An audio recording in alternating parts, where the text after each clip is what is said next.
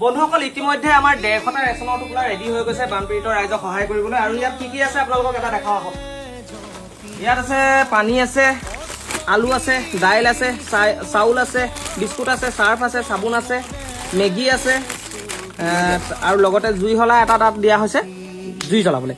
আৰু ইয়াৰ উপৰিও আমাৰ ভিতৰত এতিয়া কি চলি আছে এবাৰ চাওঁ আহক। ইয়াত চলি আছে প্ৰায় 100 গৰাকী মহিলাৰ কাৰণে এটা পেকেজ, মানে তাত আছে চাদৰ মেখেলা আৰু এটাকৈ ব্লাউজ আৰু এই সম্পূৰ্ণ মানে সাজযোৰৰ যোনটো মূল্য সেই মূল্যখিনি আমালৈ পঠাইছে আমাৰ বন্ধু ইন্দ্ৰজিৎ কলিতাই। তেওঁ থাকে অসমৰ বাহিৰত আৰু তেওঁৰ লগৰ সংগীতা আৰু দীপাই মিলি মানে এই তিনিজনে এই গোটেইখিনিৰ যোনটো মূল্য হয় সেই মূল্যটো আমালৈ পঠালে আৰু পঠোৱাৰ পাছত আমি গোটেইখিনি কিনি আনিলোগে। লগতে আৰু বাহিৰত অলপমান বস্তু আছে দেখাই দিওঁ হা। ইয়াত লৈছো আমি প্ৰায় 100টা আঁঠুৱা।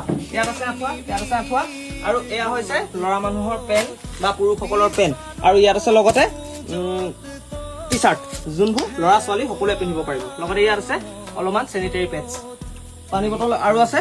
আমি এইখিনি যোনখিনি য'ত তলত বিলাই যাম।